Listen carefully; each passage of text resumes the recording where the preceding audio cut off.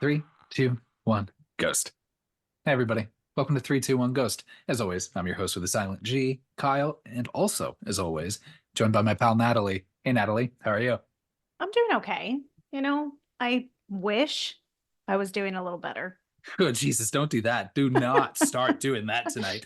If anything, I've learned from these fucking episodes, well, I guess one, I'm not a djinn, so I'm not gonna, go fuck yourself. I don't care about your problems.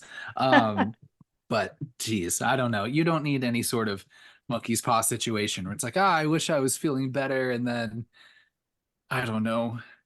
I don't know. I can't come up. I'm not as clever. That's why I can't be a djinn. I can't come up with some fucked up little monkey's paw version to technically satisfy your request, but not really. Yeah, I think I would be really bad at being an evil Jin because I wouldn't be as clever. Like everything would be very literal. You're certainly petty enough, I think, sometimes, to be to kind of fit that mold of just to come That's up with fair. some. You don't think you would find that funny to sit and just kind of come up with some just like fucked up ways to But he's doing it like on the spot. I mean, I on guess the he's had spot? like an eternity to think about it. So he's like, "Oh, what if somebody said this? Then what would I do?" Do you think that's what he's doing the whole time? He's trapped in a gem. What the fuck else is he gonna do? Yeah, I mean, I guess so. It does show him at the end. Hey, everybody, we're talking about 1997's Wishmaster. Um, it does show him just like at the end where he's like, trapped in the gem again, and he's just sitting there thinking on his throne. At least they give him a chair to Mhm. sit on. It seems like that's the only furniture though in there. Yeah, So, yeah. yeah. Hey, everybody. We're talking about 1997's horror fantasy film Wishmaster, written by Peter Atkins, singular writer, singular vision. Love that. Also directed by Robert Kurtzman. Not the first time we've brought up Robert Kurtzman.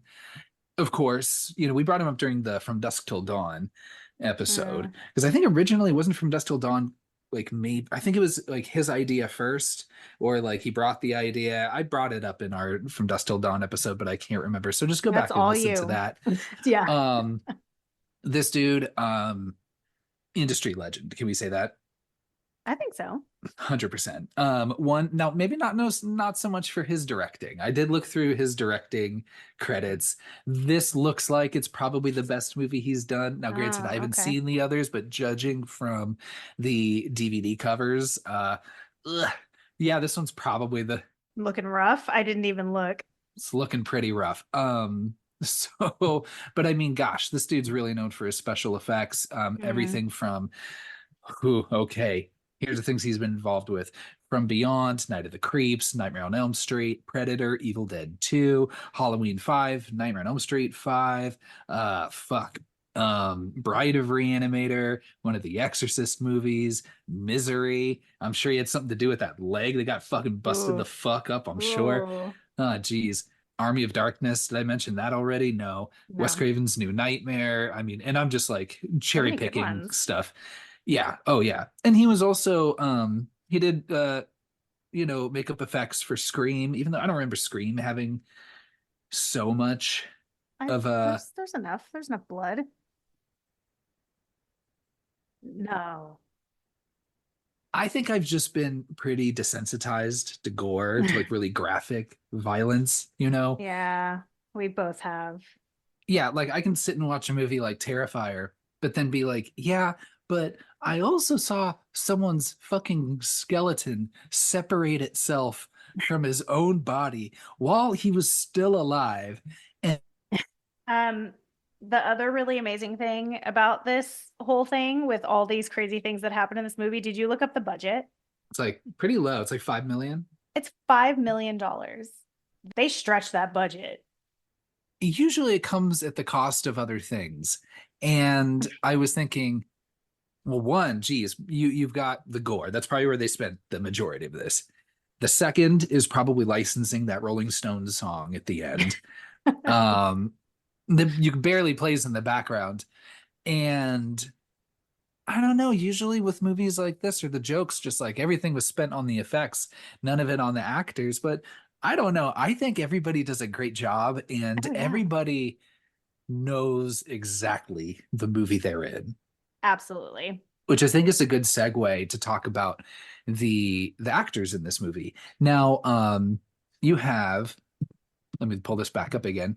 Um, a lot of people that I don't see in other things, like I think this is the only movie that Tammy Lauren starred in. I don't Yeah. know how much else she was in after this. Um, the other interesting part of this movie is, especially with how low the budget is, this is fucking cameos galore Oh yeah. in this fucking movie. Of course, you've got Tony Todd, industry legend, right? Of course, you've got our boy, Robert England, who's Yes. really more of like a character instead of like a Yeah. cameo, Yeah, he So is. um, you've got Kane Hodder. I like Kane Hodder a lot. He is great in Jason X, which I think might be the last Jason movie he was in because he's not in Freddy vs. Jason. I know that was a whole thing, um, if I remember correctly. But Jason Yeah. X definitely deserves some reappraisal if it hasn't already, because that movie is pretty fucking awesome. And not even just that one, granted, very fucking cool kill scene, right? With the Mm-hmm. head and the liquid nitrogen smashed Mm-hmm. open. There's a lot there, but so hey, Kane Hodder, he's fun. He's got a fun, very angular beard in this movie. Yeah, he does. So he's looking like real clean cut, like very, very neat. So, and then of course, geez, you've got Tom Savini, who's awesome. He's in it for a quick minute, and I think Tom Savini shows up in a couple. It's like, dude, those makeup guys, they all stick together. I think Tom Savini, I was looking through, shows up in a couple of Robert Kurtzman movies, maybe vice Oh. versa. Um, I didn't look to see who was playing Michael Myers at the time. Do you think he wasn't invited? Maybe he was invited and was like, no, I'm not gonna be in this movie. Absolutely not. Yeah, he's like, this is beneath me. Yeah. I He's like the one lone holdout where he's like, no, people look back to Halloween as like a genuinely good movie. I am above this schlock. Yeah. Like this is serious. Yeah. But then I'm like, where's Brad Dourif? Brad Dourif's like, oh yeah, I'd do this movie Be in in a heartbeat, anything. right? I know so. So yeah, I don't know. Let's hop right in the movie, huh? Yeah, let's do it. So we open with forging this gem. And let me actually maybe just kind of preface this whole episode by saying, like, I'm gonna go under the working assumption that they don't get all the details of jinns and genies and that folklore correct. They I'm sure don't. they take a few liberties. Like I said, we don't have a research team at the moment, No. so I'm not going to look all of this up. I just have my Wikipedia tabs. That's the best you're going to get. I'm sorry. I did do enough research to know that almost everything that's said here is incorrect. So Yeah, that's, I mean, that's all you really need to know. I like the rules. They don't necessarily seem to follow themselves the whole time, you I know?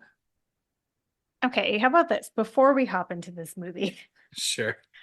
the rules here are pretty Uh-huh. fuzzy because in my mind, if I'm making a wish or wishing something, I feel like I need to come up with it myself, not being asked a question. Yeah.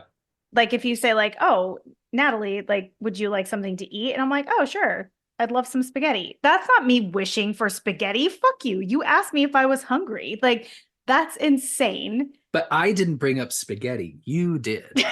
I get that, but still. But secondly, would you, as Kyle, Uh-huh. would you trust a creature, whether it looked that hideous or not, if it was like, hey, I got three wishes for you?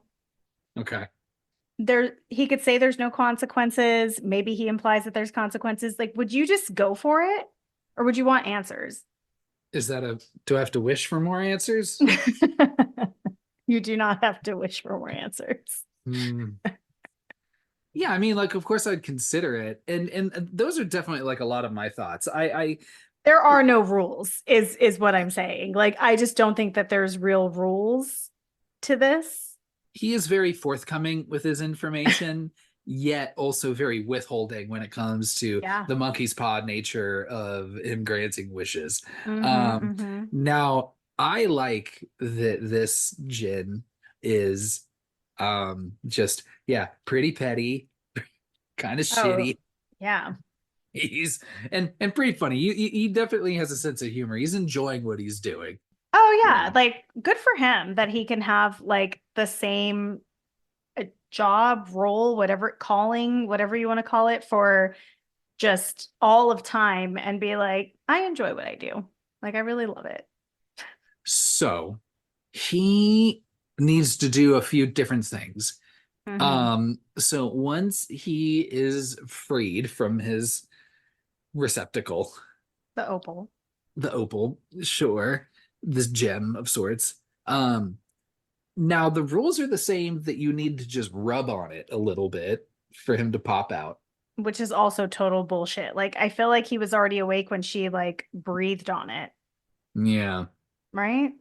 I mean, I guess so, but he still can't come out until she does the full rub, right? Sure. Now he needs to then grant three wishes for the person that released him, which Hmm. is Alex here. Also, at the same time, he to power this portal that opens that lets his little Jin friends out. Now he needs to grant a bunch of little side wishes to collect souls, and the souls do that. So you're doing a little bit of both. You've got your main quest with your main three wishes, and then you also have to pick up a little kind of just do little side missions for people to get, Oh, you yeah. know, I didn't think yeah. about it that way. Yeah, so it's Okay. a similar situation, kind of Yeah. video gamey. That kind of lays out his rules pretty good. But he has no real power unless someone tells him to do something or asks for something, other than intimidation. Yeah, but he's really good at like, just being like, "Ooh, that's fucked up, isn't it? Now I don't want to see that anymore." He's like, Yeah. so you create the circumstances in which someone wishes like for him to stop fucking doing that, and Yeah. then he's like, "This, I just love this whole dude's vibe." Love Um, it. Yeah. this is, yeah, I don't know, it's great. We're gonna Okay, get now we into can it. hop into the movie. Okay. So this starts centuries ago, where you see the last time someone threw a party that Oof. was ooh, talked about for centuries. Rough party. I just wouldn't think just I would have the brain power to like that quickly just give everybody a very like unique thing, unique fucked up thing that's happening to them at this party. But So many fun, unique things, but also like the audacity of someone having three wishes mhm, and me just wasting one saying, like, astonish me. That's so vague. What a waste. I mean, I guess this person is already like in charge of like what is he, a king, a pharaoh, something. Like mhm. he's got a pretty good situation to begin with. So he's just like, show me something spectacular. They talk about it like it's a Christian God that creates angels, and then it's this is this whole opening narration situation. Hmm. And then also the earth makes people, but then God makes fire, and fire Hmm. makes jinns. So this is God's fault. Yeah, my historian husband took great issue with that, like right off the bat, like 1 minute into this movie when they're like talking about angels and then Jin, he was like, I can't even quote what he said because it was so over my head. But he basically was like, no, like these things don't go together. Fuck this movie, and then left. That was Oh my that. gosh. He wasn't going to watch the movie, but he would just happen to be in the room and just and left. So yeah, there's some strange overlap, I guess, that doesn't belong. I love each of the horrible things that are happening to these people. Like I said before, I love the skeleton that separates itself from his body That and one's just got to be starts your going after other favorite. people. That's got to be your favorite because you brought it up twice and you texted about it as well. I did. I was really about that. It catches you right at the beginning, and that's why I love this movie. It's like, let's just show all the fucked up shit at first, and Yeah. knowing, but they follow up by having more fucked up shit happen later. I love it. I like the woman with the tree face that has like no mouth and the little like roots are coming out of her head. That was pretty cool. I wrote down tree head. I love the snake man. Oh my God, the snake man says help Oh my us. gosh. Yeah. I love it The because he's wizard's got just like, fuck this shit. This is not the type of magic I signed up for. Um, you've got the Two-Face lady. Mm. Yeah, there's some good ones here. Just everybody just struggling real hard. And this poor Oh, wizard just being like, oh my God. I know. I'm like, what type of magic does the wizard have? Like, I mean, obviously not this caliber of magic, but I'm like, if he's a wizard, like that implies he's doing something. You didn't see him do any wizardry in that moment. No. No. I mean, or it's nothing that I feel like I couldn't do. I mean, you forge the gem. He did that, and Hmm. then he said some words and got the gin back inside the gem, and then. But I mean, don't get me wrong. I'm not. Look, he saved the day. I get it, and told the king like, stop, just fucking stop, please stop doing Yeah, this. you And are fucking things up. that king's just like, well, I don't know. I'm just here, just wiggling around in my seat. I don't know what I to was just do. born into royalty. It doesn't mean I'm fucking smart. Yeah. I feel like that dude was like really old for like a king or a pharaoh at that time too. Yeah, usually when it's like children Absolutely. and shit, which I totally get. If it was a dumb child, like, Yeah, that would make that actually would have fit better, probably. yeah. The other thing too with the Jin's rules here is that once these wishes, three wishes have been granted by the Hmm. main person, and also all of the little wishes have been granted to collect the souls to power the Hmm. portal. I'm following. Hmm. And then so once this happens, all the jinns are released, and then it's hell on earth. Um, are you meaning to tell me? And you don't tell, and we are not told how many jinns there are. Maybe we find out in No. the sequels, but we're led to believe there's at least quite a few, at least a dozen, I right? mean, More, there's enough for them to hundreds, just take over the world, I guess. and fucking not one of them could do this, right? Like literally none of them. Yeah. What a failure. I mean, okay, if you think about how well guarded it or hidden this gem has been inside of that statue, and it's an extremely rare artifact, and this fucking Mhm. rich Beaumont guy is like, oh, I finally found this really rare piece. Like, if all of them are hiding in some ancient ruins that no one's allowed to touch, I mean, maybe they're just not accessed very often. And then I'm also confused. Was it her that released him by rubbing on the gem? Or was it Josh by using his laser machine to cut it open and let him I out? I was wondering the same thing because he says that she woke him. So the rubbing of the gem woke him up, but he's like, well, now what? Now that I'm awake, where the fuck am I going? I'm still stuck in this gem. Yeah. So then is it like just some odd circumstance that she just happens to hand it off to Josh? He puts it in the machine, the lasers cut it open. What was he going to do before there were science lasers? Like he just would have been stuck. Yeah, so I don't understand that either. I'll let it slide though. So you're saying that technology and the invention of man is ultimately our undoing via I Jin mean, release. perhaps. Yeah. I think, I think so. Or just Um, science. yeah, this opening's pretty funny. So we capture the Jin, and then you're led to believe that you're pretty good. All right, Hmm. everything's secure. And then we cut to nondescript America, present day I, I love that it just says America. Who cares what city? America. That's the important part. We're in America Yeah. now. Um, as you said, this gem happened to be put inside this statue, and our boy Bobby Beaumont. Raymond Beaumont. That's it, Raymond Beaumont. I'm gonna keep calling him Bobby Beaumont for the rest of this movie. I like Bobby Beaumont, but I'll probably refer to him as Beaumont or Robert England. Yeah, that's where I got mixed up. Robert Beaumont, Robert England, Bobby Beaumont. I got it. Um, and then also you got your Ted Raimi cameo. Always love to see Ted Raimi show up. I know. I was happy that he's in this too. Yeah. So Briefly. wealthy dude buys something that doesn't belong to him, gets the shipment here. Clearly the dude pouring his fucking flask inside his coffee. Now granted, well, maybe I'll get to that point at the end, but Yeah, I I have a lot wonder of how thoughts.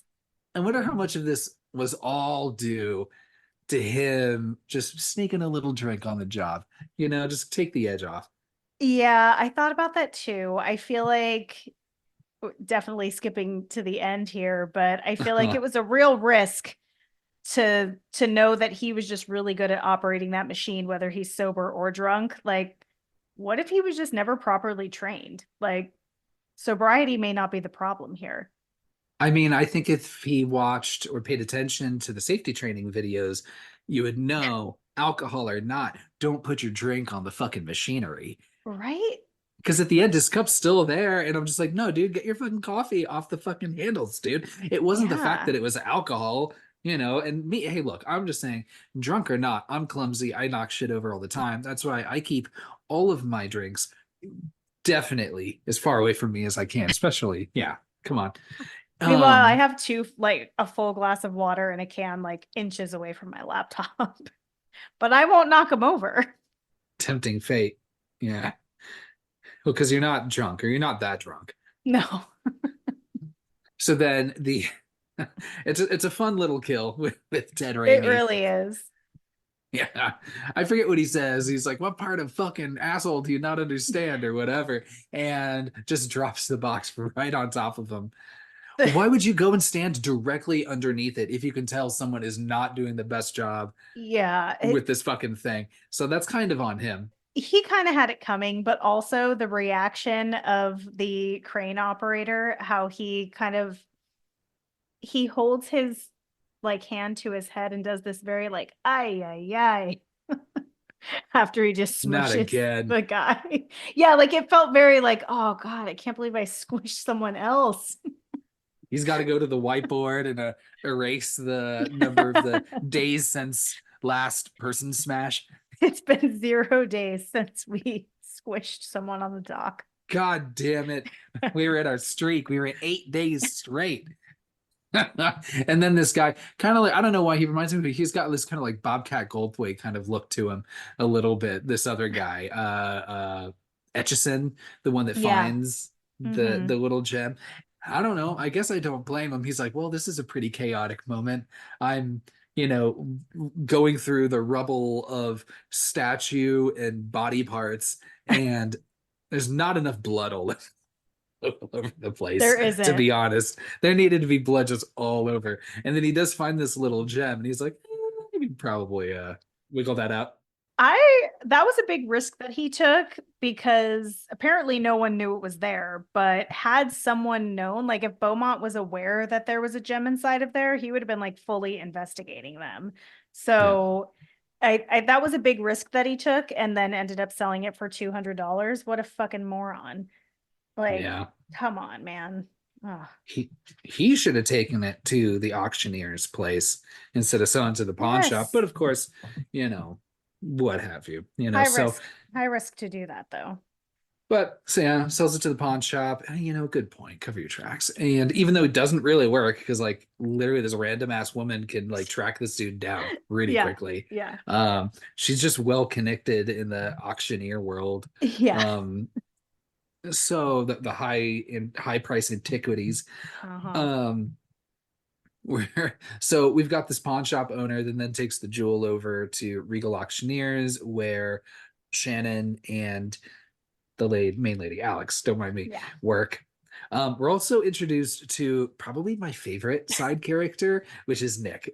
Nick is so good. Yeah. This movie is made in 1997, but fuck, if you told me this movie was 1987, I would have believed it much more. This movie has such, 100%. especially like going into like the late 90s of like horror movies, like this comes out a year after Scream. Like, Yeah, I wonder when this script was actually written versus when the movie came out because I agree mhm, it does feel older and Nick's character, one he's pure camp and this love him. actor plays it so well, but also he seems like he should be the owner of a sleazy pawn shop, not like running a fancy like appraisal auctioneering business. Like he seems very sleazy. Yeah. Um, so I feel like he'd be like working for the guy who owns that, you know, doing all the illegal stuff so that no one else like has to get their hands dirty. But I think Nick is pretty fun. Yeah. So he sees this, he's got his like awooga eyes, when he sees this gem, because he's always thinking Literally. like, how much money can I get from this? Yeah. I love his whole vibe. I love that green sweater that he's in. I No, just he's again, all around. he's so good. And and such an asshole. And Yeah. his poor mother. I loved that so much. But we'll get We'll there. get there. We'll Um, get there. he's like, hey, I need to have my top person on this. I need to wait till Alexandra's back. So Mhm. I'm going to have her investigate this.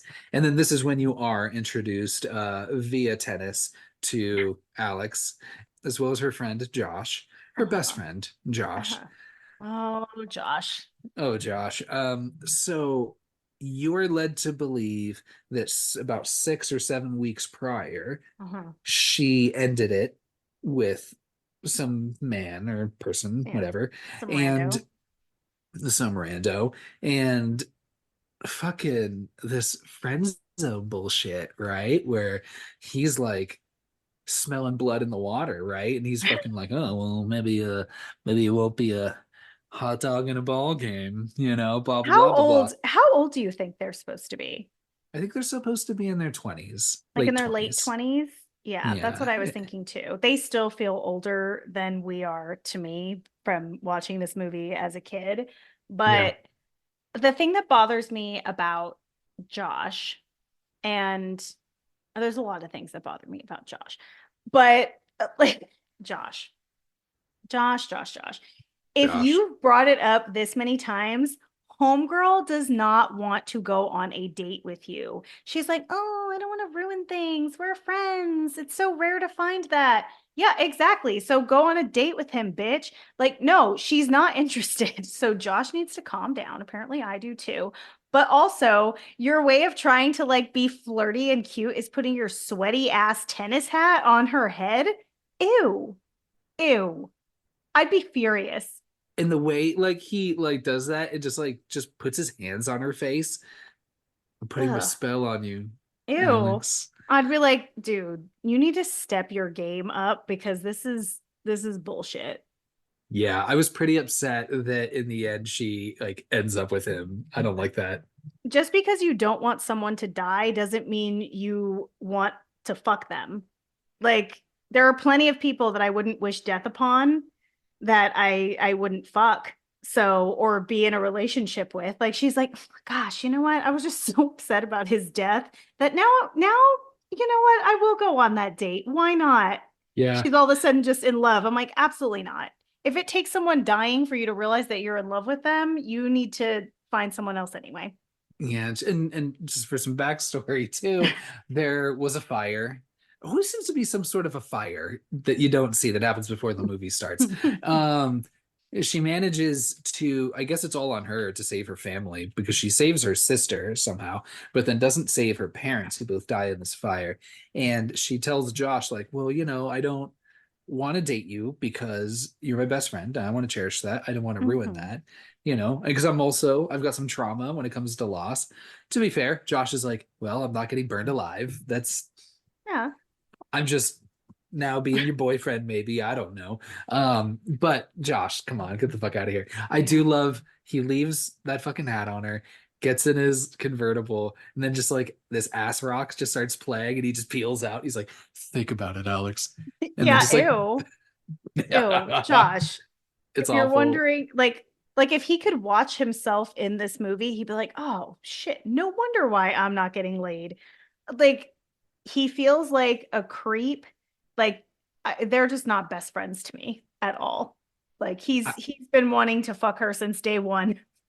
Since day one. I have a feeling that she's just using him for his lab. Oh, Because you find I out would. because they're in similar types of work where she, Uh-huh. obviously is a gemologist and investigates gems, and then he does some sort of geophysics nonsense and has a laser machine. That's why she's probably like, I can't tell him just to fuck off because she could find any old fucking tennis partner, Hmm. probably. But I do think that there's more to it. I think she just needs him for his connections at the university, which, Could hey, be. good. Keep him at arm's length. You don't have to Hmm. sacrifice, yourself or be beneath yourself or whatever for anything. And, Hmm. you get some tennis in and who knows? So she's checking out this gem. I love this scene, by the way, because you just have Nick just being a fucking creep, just over his Hovering. shoulder the whole time, just like, tell me how much it's worth. Is it unique? Ooh, I love unique. Oh, there's a problem with it. Does it affect the price? I don't think I fully understand how being someone who does appraisals works because in my mind, if it's Hmm. my gem and I bring it to them to appraise, like, are you going to offer to buy it and then resell it? Like, are you going to tell me it's worth less than it is and buy it and then resell it? Like, what is his gain by this man bringing in this gem and having it appraised? Do you get what I mean? Have you ever seen Pawn Stars before? Yes, but not like fully. It used to play a lot. It used to play a lot when I was at the gym. So I was really only half involved. Probably similar situation. Yeah, I mean, like, so they'll appraise it and then offer you a price for it. But then I'm like, wouldn't you want to appraise it lower than you think than it's actually worth? I think that's illegal. It has to be. Because say for instance, you come to my business and you ask Hmm. me how much it's worth, and I tell you it's worth $1 million, but really I know it's worth 2 million. I'm writing up paperwork that it is an appraisal saying this is worth $1 million. So if I turn around and sell it for $2 million, like I've just committed fraud, I think. Would that be fraud?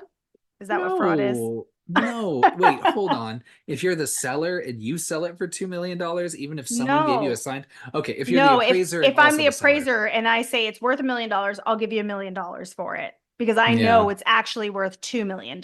Like that has to be against the law. So what is Nick's, like my question is, what is Nick's excitement here if that old man from the pawn shop is the person who owns the gem? Well, I think the person from the pawn shop who, admittedly says he's from the armpit of society or whatever. I don't know what's on Fifth and Thule, but maybe. Um, I guess the idea is that Nick is very well connected. He'll help him sell it. He appraises and then probably sells it and takes a percentage or whatever. Ah, so he sells it as a whoa at a fee because the pawn shop guy may not have access to these super rich bougie people that would be able to and willing to buy this gem. The Is Bobby that it? Beaumonts of the world. Yeah. The Bobby Beaumonts of the world. Perfect. Okay, that's all I needed. I just needed to figure out what the fuck was Nick's excitement because he's literally like salivating over her shoulder. It's such a good jump scare when she's like looking in the like what's it called? Not the magnifying glass. I don't know The what's a microscope. microscope. That's the one. Just and then you hear like the whispers of like you me and like all the little swirlies and stuff in the gym. She looks over and he's just like right there again. And she's like, when the fuck did you get back in here? I love it. I really love it. I know. It's pretty great. So she awakens this thing inadvertently, by breathing all over it and rubbing it, Uh-huh. which I'm like, there's gotta be better ways for these people to clean these things, right? Yeah, like a special, some sort of special machine. I don't know. I guess so. Um, so she's like, hey, I've got someone useful in Josh, still keeping him at arm's length. Huh. And let's gonna run back and get it to him. He's like, hey, yeah, I'll look at your gym. Do you want to stay and hang out? Just always trying to shoot a shot, dude. Get the Yeah, fuck out of here, man. yeah, Can't you tell she's using you? yeah.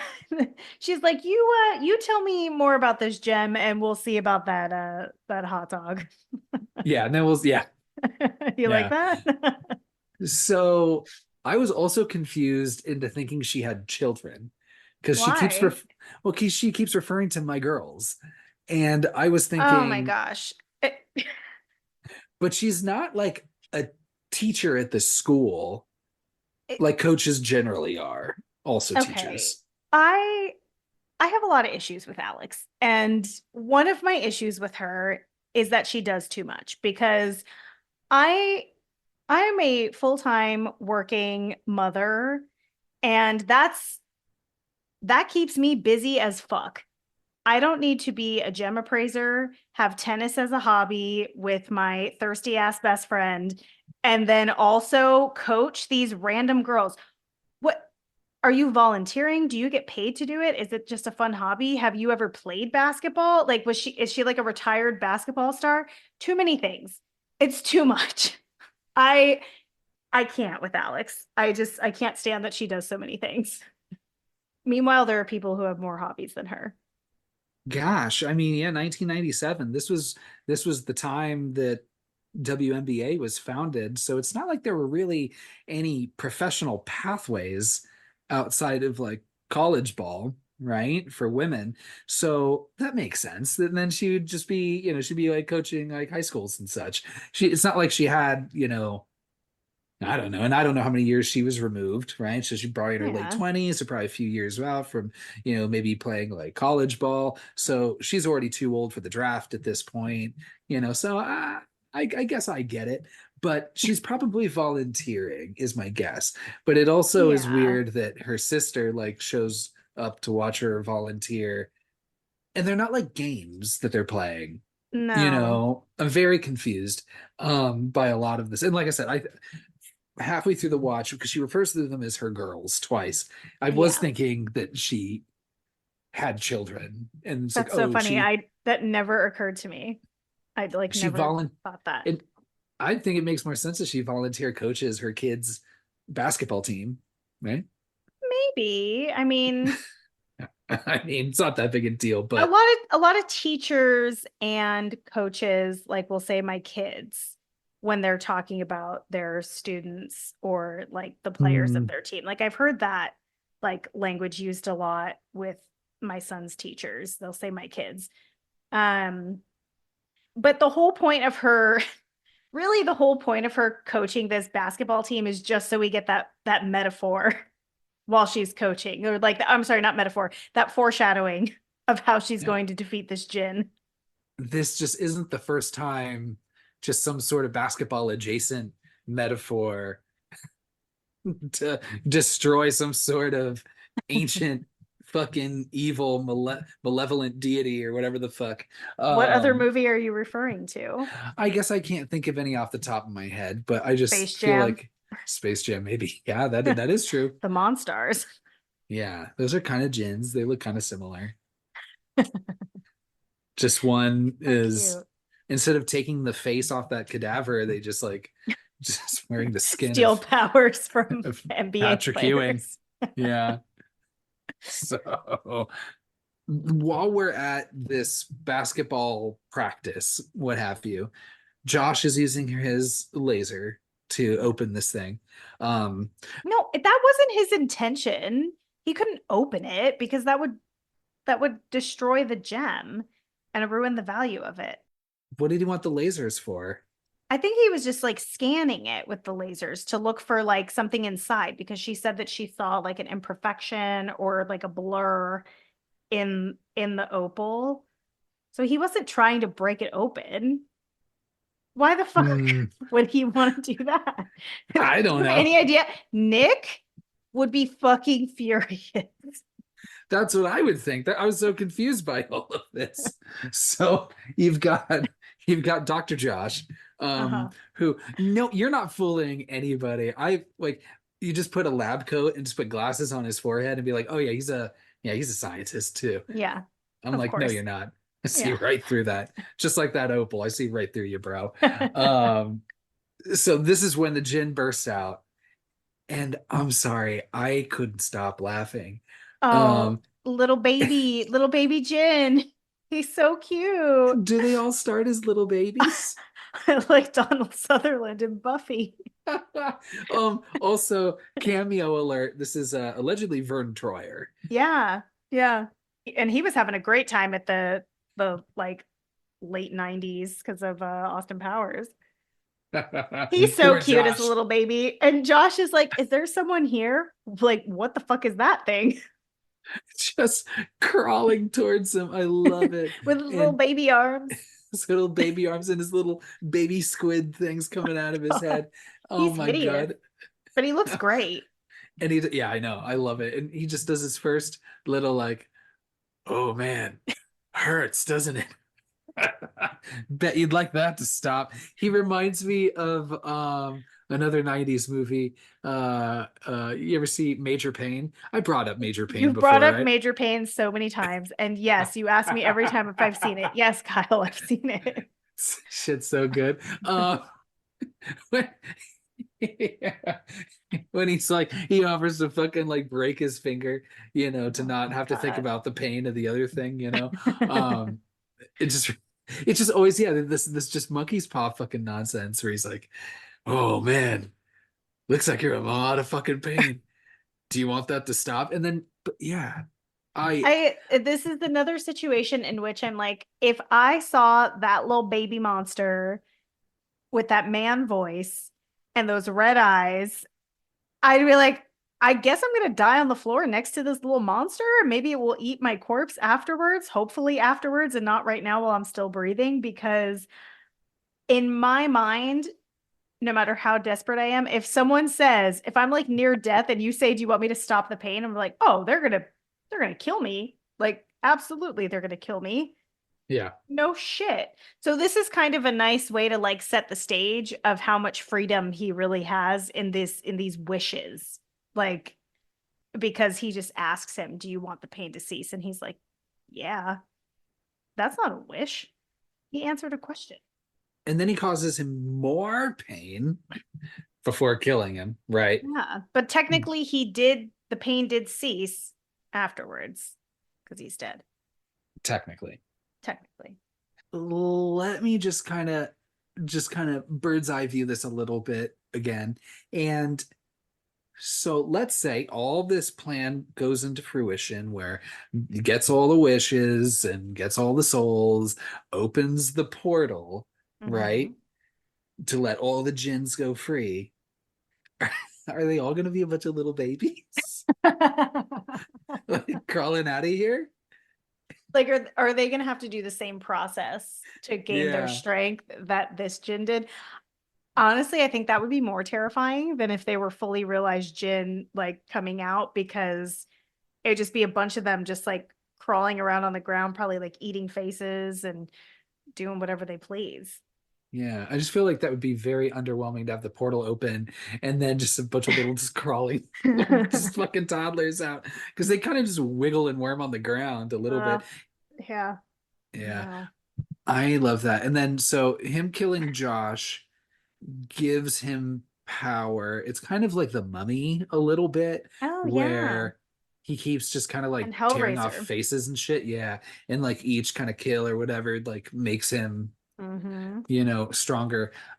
This first one does a lot for him because he goes from little baby Jin to full grown man. Full tight ass Oh, on that man. Did you see that? Sure you did. this is the thing. This is the fucking thing. You knew I was gonna bring this up because we're always asking for more man ass, and we finally get it, and it's fucking skinless man ass. So yes, you can see that the actor is, he's putting in the work, but it's just so gooey and stringy looking. How meta can you get? Like fucking Robert Kurtzman just heard just poor 10-year-old Natalie being like, I want more fucking man ass. And it's like, okay, you get what you wish for. Oh my gosh, yes. Wow. Look at that, full circle. So when you're making your wishes, you need to be like, I need just full, just with skin Living human ass ass, in my man face. ass. Yeah. Alex is calling to be like, hey, I got this weird feeling. I should probably talk to you. I should probably talk to you about this whole other part of this gem Yeah. that I didn't think to bring up before, but he's dead. Yeah. Yeah, and she's kind of having like a psychic connection situation to these kills as well, which I think is really interesting and probably necessary because otherwise she would have no idea what this thing is up to. So I guess they had to do that so that before she encounters him, she knows all the damage that he's done. Yeah, I Right? guess that's one way to do it, I suppose. It's a little extra, but I mean, that seems to be kind of the Jin's vibe. Yeah. Yeah. And also I think he's kind of like getting into her head and like fucking with her. Like, Yeah. yeah. So she's back at the university, goes to the lab. And I'm assuming this is the same university that has like the morgue and then also that professor of folklore works at. I'm gonna assume this is all just the Yeah. same Yeah. university. So she goes back. It's Josh is dead. the University of America.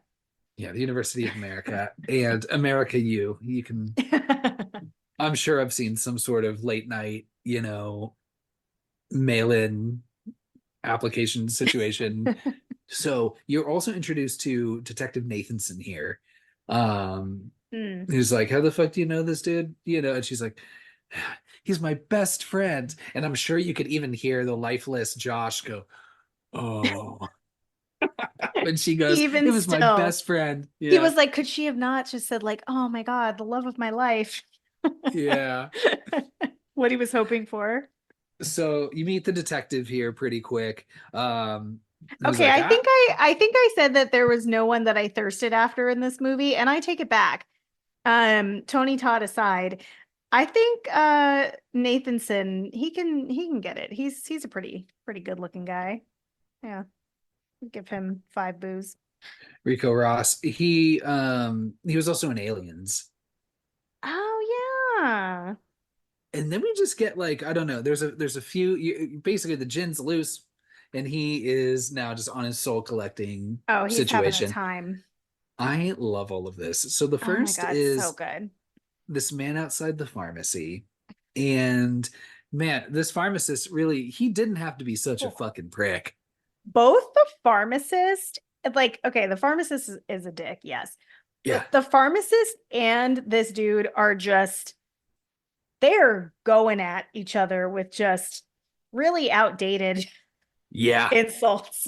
Like, I think I like covered my like mouth a couple times because just so everyone knows, my just turned 9-year-old son was this was on in the background while he was quietly playing Zelda and I'm watching this film and every now and then he would like kind of look up and this was one of the scenes that he like paid close attention to and I was like, "Oh my God.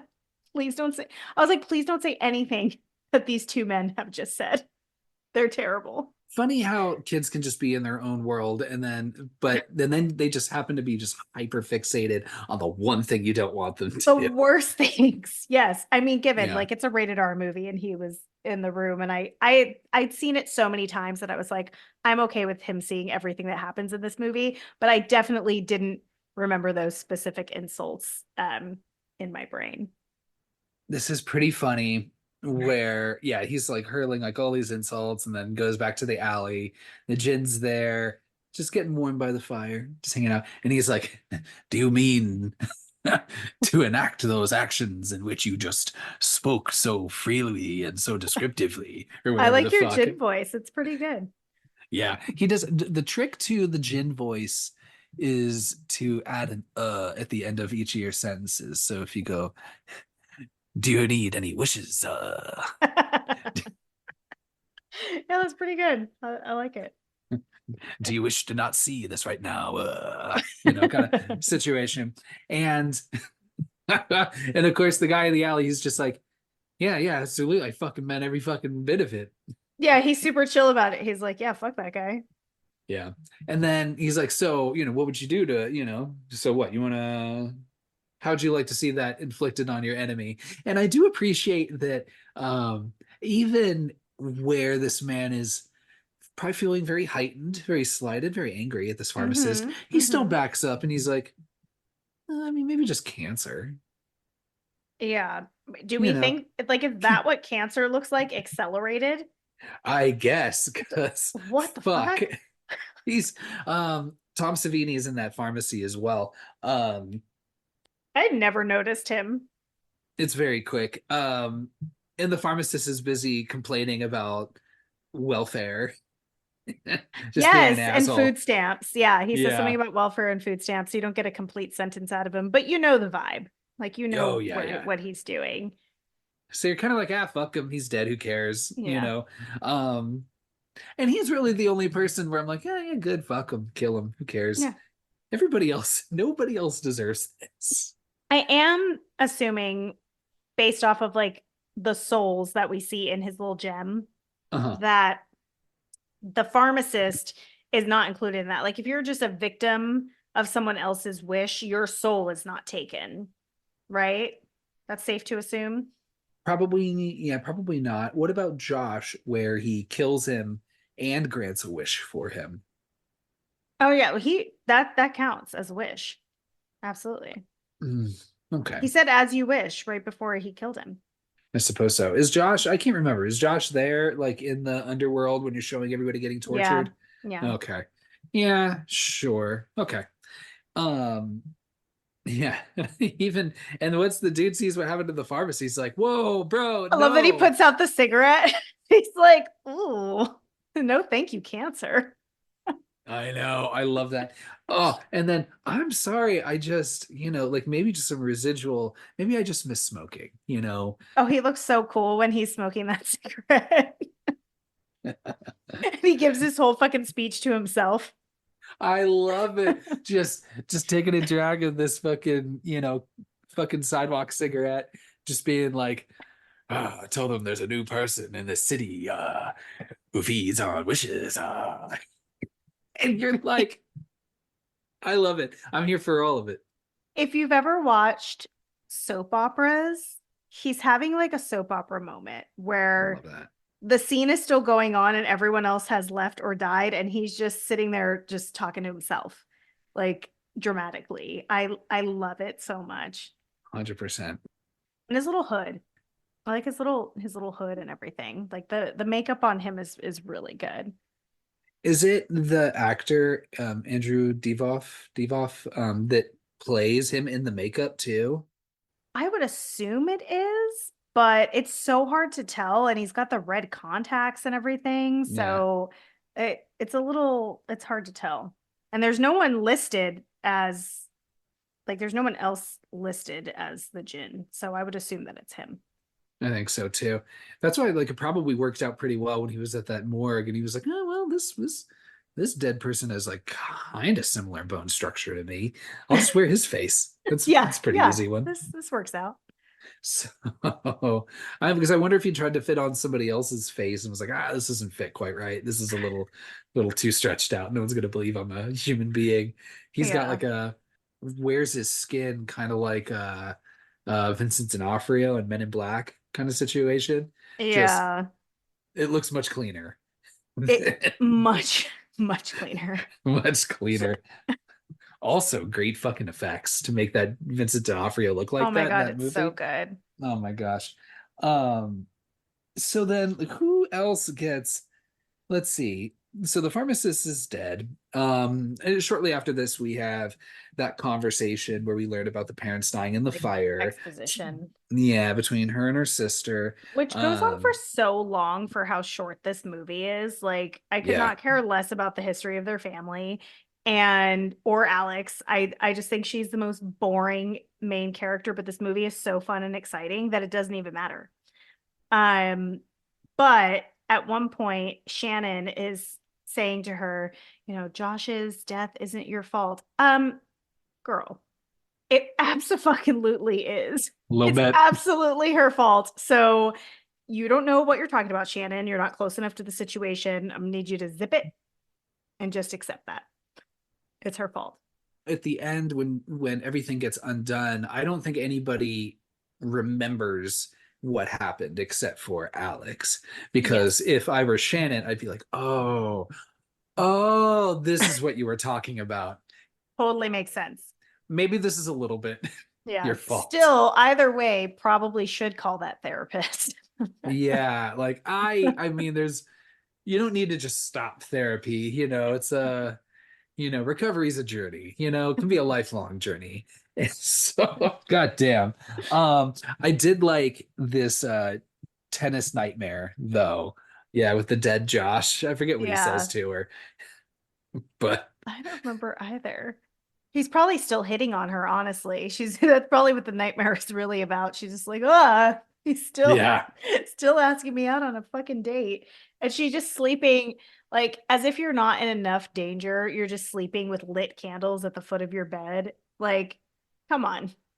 Do we really need one more thing? And her parents died in a fire. I just realized that. Well, no fucking wonder. So maybe that was her fault too. Maybe she was sleeping with candles lit at the foot of her bed and her parents' death was her fault. Alex. Oh my God. Yeah, okay, so maybe all this is your This is fault. all coming together. You mean you don't light candles at the foot of your bed before you go to sleep? Who does that? Who does that? Because those are not even candles in glass. They're like wax pillar candles that she has. Yeah. So they're eventually going to melt down to the bottom. Yeah. And that's when I mean, maybe like the blanket could just easily just flop right over. Yeah, That's what's that fine. comforter made out of? Right? Probably something very flammable. Yeah. So she is very convinced I'm going to get to the bottom of this. Mhm. It goes back to the docks, or it was her first time there, to talk to Etchison, who, like an asshole, is of course trying to hit on her too. Oh my God. Yeah. And the line delivery is so stilted, but I just, He's not the best actor. yeah, it's okay. The vibe's good. He tries. I love that she's just like, I don't have time for your games. Yeah. I don't have time for games. You need to give me your fucking information. And I forget where she learns, or I forget what she learns from any of this conversation. She Um, learned, oh, what she learns from him. or it's just that it came from that statue. So now she needs to Uh-huh. learn about that statue. Yes, yes. Right. That's for okay. Um, right, because then she goes to Beaumont's place and then learns about the Volvo, whatever the thing's name is. I don't think it was named after car company, car Maybe. manufacturer. No, it's a Honda. So maybe it is. I forget the name of the thing. Me too. Whatever. It's neither here nor there. It's neither here nor there. Robert England just being awesome. Also being a bit of a perv and a creep. He's like, you and that charming little sister of yours. Yeah. And then fucking touches her face. Why do people just feel Yeah, compelled? he's very touchy. Um the only time I feel like he's actually like being kind to her is after she's like freaking out after her vision and is screaming and he's like, "Do you need water? Like, you okay, girl?" But I really like when she's like, "Oh, like I'm so sorry about the accident." And he's like, "Oh, I know, it was a really rare piece." Like he's just grieving the loss of his expensive Yeah, art that he or like artifact that he procured. And she's like, we're talking about your assistant, right? And he's like, "Oh, yes." So terrible. tragic. I was like, "Oh my God, that's amazing." I love it. Okay, so I wasn't too far off. It's Ahura Mazda. Okay, it's Mazda. He said Volvo, Honda, but it's Mazda. So close enough. Boom. Um, so Bobby Beaumont's like, okay, I'm gonna be a little bit of creep as I usually do, but let me tell you about this folklore professor back at the university. And that's how we get introduced to her. I like her too. I like I her love vibe. her. Yeah. Love her. I wish there was a little bit more of her. I Um think we get such a good amount of her, like as herself, and then also as the Jinn. as the Jinn. Like Right. she plays it like both well. Yeah. So um the Jinn's like, okay, I can only be walking around hiding in alleys and wearing hoods like all the time. Mm-hmm. Even though like I don't think the hood was covering that much. When he's like walking up to the university, you see everybody, some people I just was kind just of like, look what at the him and they're like, fuck? yeah, the fuck. I love the girl that walks by him and that like gust of wind just kind of comes in and she's like, what spooky wind is this? Like, I No, need to get thank the you. fuck out of here. Yeah, if spooky wind hits you when someone walks by and the weather is otherwise beautiful, get out. Get out of there. Yeah. not good, and Mm. one bit. Um, so we're at the morgue here, the School of Medicine or whatever. You've got one kid that's just laughing it up with a jar of eyeballs, as you do. And then, which also kind of foreshadows what's going to happen in just a Oh moment yeah, here. I didn't even make that connection. Yeah. And again, the gin with this, like, fucking this poor fucking grad student, whoever comes into the morgue, and he's like, hey, That kid looks like he's 17. yeah. He's like, why are you fucking with the bodies? Who the fuck are you? Yeah. And then Jin's like, oh, this is probably something you don't want to see. Well, but then it's just so, like, it's so shoehorned because it also requires the other person to go, oh, well, yeah. And he's like, oh, then your wish is my command, and then bam, then his eyes are out. Which, I know. because he exclaims over and over, my eyes are gone. I can't see. I can't Yes. see. What did you do? I wonder, okay, so big difference here in the situation with him because he's the victim of and the wisher, but the infliction that happens to his eyes is not enough to kill him. So I wonder, is he just having to deal with this injury of his eyes until the jinn collects his soul? Or does he like die immediately afterwards? Like I always wondered that about him because for everyone else, like they die immediately or they're perfectly healthy because they just made a wish and then he collects their soul later on. I don't think it killed him. I think he just didn't have his eyes. That sucks. So he didn't even get to enjoy like his last like day or however long it was before he collects his soul. I mean, I don't know. I think people that live with blindness can Well, no, I mean, who knows how long it took someone to get along find just him? fine. No, like, I mean, what if he's just sitting there with his eye injuries untreated in that fucking morgue? Like, how is he finding the door? This man is just recently blind. I'm sure he could feel around a little bit. I'm sure Oh he'd my figure God. it Would out. you want to feel around in the morgue? No. I mean, Like, but I bet he's probably a little more comfortable in the morgue than I would be, right? I'm I would. sure, but I feel especially bad for that guy. I would sit down and I would say, help, help, and just wait patiently. And then Yeah. someone will come to my rescue. Yeah. It's not like I'm bleeding out or anything. Like, at least he True. They look had, sealed. yeah. So he Yeah. might still have his eyes. They're just sealed over by skin. Maybe you just kind of cut those buggers out. I don't know. Ooh, ooh. I did not like the image that just popped into my head when you said that. So Alex goes and finds the folklore professor who's like putting on a play or something. I don't know. Co-running some sort of production at the college. And then Mm. so she explains the whole situation of Jin's, where it's like, it's not I Dream of Jeannie. It's not Robin Williams. You dumb fuck. Yeah. Jinn are the sources of fucking evil. They walk between the powers of, heaven and hell or whatever, whatever. Hmm. Um, and then, just kind of finishes explaining, like, here are the rules, or at least some of the rules, because then that's what leads her to start doing her little research montage, Yeah. where you start like, okay, you get the souls, then the wishes. I've explained this already. Whatever. Hmm. I'm not gonna get bogged down in this stuff. I don't need to. Meanwhile, Jin's like, all right, well, I've got skin now, so Got a that's good. face. Yeah.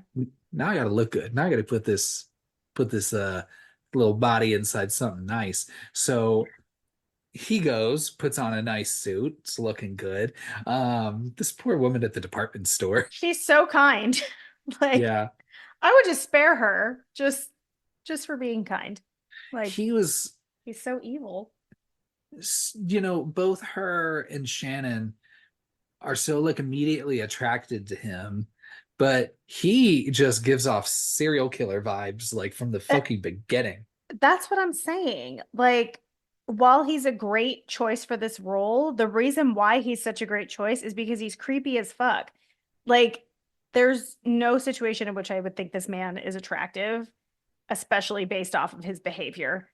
Like, and he should have gone for a tighter suit. I know it was 97 and like the loose suits were a little bit more in style, but he should have gone a little tighter. Yeah. Yeah, probably.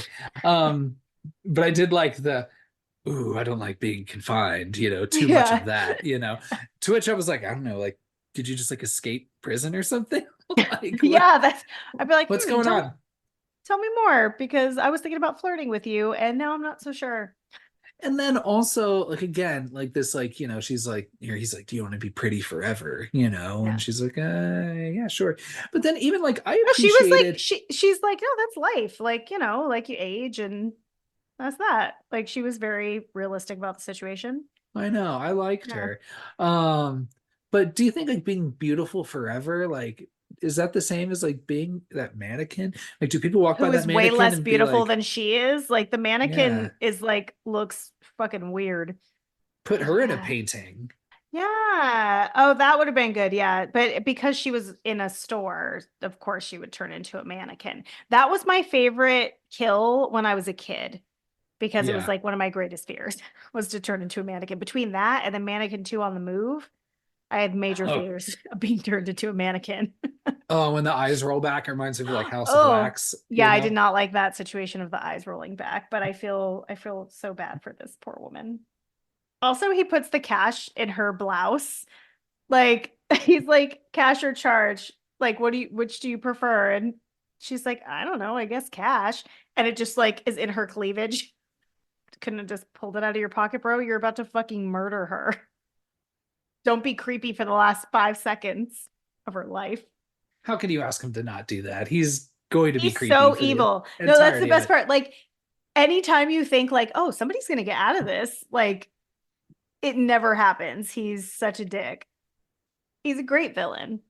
Once that's kind of, it pops back over to the professors kind of finish explaining some of the rules about gins. Hmm. um After the gin has turned this lady into a mannequin, he's like, I need to find, now that I'm dressed, now that I look good, I need to go find this woman.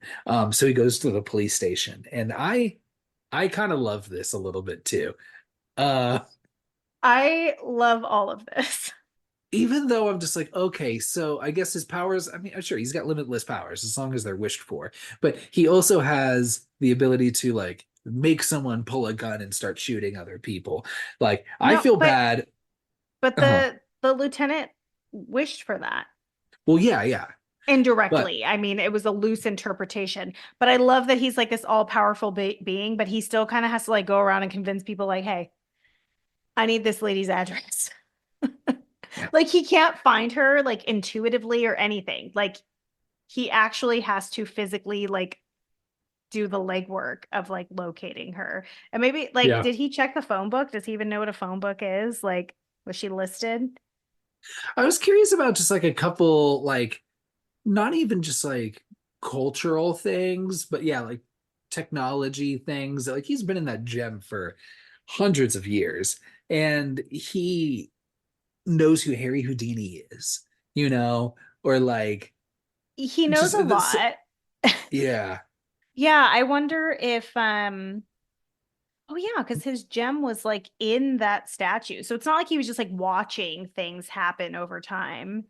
And and uh-huh. if he can't figure out her fucking address without anybody else's help, how is he learning about modern technology, credit cards, all the things? Like does like he must absorb knowledge very quickly once he's out.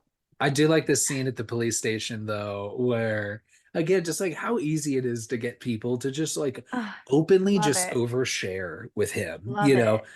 Man, that guy, I've seen that guy. He's like fucking Teflon. I'd like to see him dead to rights, just fucking all the witnesses in the world, which that's a good one where he was like, It's yeah, so dude, I'll give good. that to you. He just starts shooting cops left and right. There It's is, pretty when you watch a movie and you're like, this isn't going to escalate as much as it should, and I'm going to be disappointed. This movie does not do that at all. It's the complete opposite. Like, you would never expect that all that shit's going to happen at the police station just real quick. Like, that guy gets his fucking jaw ripped off. Just, it was already pretty wild before the jaw rip, and I love a good jaw rip. yeah, because he was just shooting everybody. Oh my gosh. It's so good. So good. It delivers. This movie delivers so hard. It goes real hard. I love when he is in his human form because this actor is just evil in his expressions. I love it. Hmm. Very devilish. His Um smirks, his little smirks that he does, and like he looks so menacing. and he just has this look. It's just this like also like, man, this dude is just horny for wishes because the like this the The way his eyes light anticipation. up and he just like has that smile and his like tongue sticks out a little bit. And he's like, who do you wish it? He is he is getting a hard on for wishes or the potential for wishes. So I love this whole scene That between them. is absolutely true.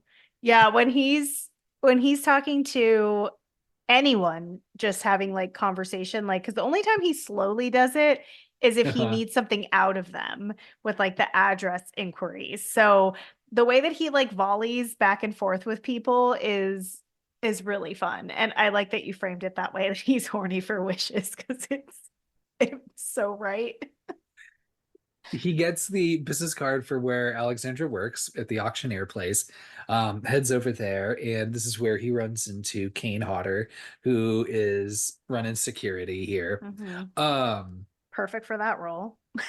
well, this one is funny because, well, one, the death is the dumbest because it isn't practical effects, Yeah, it's one of two, I think, that aren't practical effects. which I think are both glass shattering ones, Hmm. Yeah, they were like, right? we made it happen. Let's do it twice. Yeah. Oh, geez. Doesn't work either time. Um, No, it's pretty cheesy. and I'm like, but again, just this whole people just don't know when to stop talking because He was so close. Kane had him beat. So close.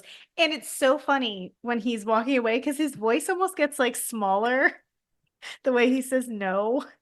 He just mumbles like, God damn it. That's all it took. I want you to leave. And it's like, oh shit. He's just like turning around like, fuck. I just need to get through that door. But he had to keep fucking running his mouth. He had to keep going. Tough guy shit. And frame it in a specific way. I'd love to see that. You want come right through me and just like you it's just the hubris. No one would ever say that. No one. So, and then you have that kill, which I mean is it's It's a fun neat. idea. Yeah. Yeah, but the execution is rough. Yeah. Very, very rough. Literally the execution. And then this is when you so he goes and meets so he gets to Doug's or sorry, not Doug, sorry, It's Nick's Doug. office. Who the fuck is Doug? So he goes to Nick's office, right? This And is one of the best conversations in this whole movie. this whole thing is fucking great. Again, at least to a point, Nick at first is like, I'm not gonna give you her fucking information. Yeah. He's like, Go fuck you, email dude. her. I was so surprised that he said that. I was like, oh, at 97, were we actively emailing people to contact them?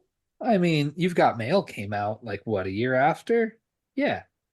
So it was definitely in the zeitgeist. Yeah, I don't know. It kind of threw me off. Yeah, yeah. I know. I was hoping that Jin would stop and be like, "What's email?"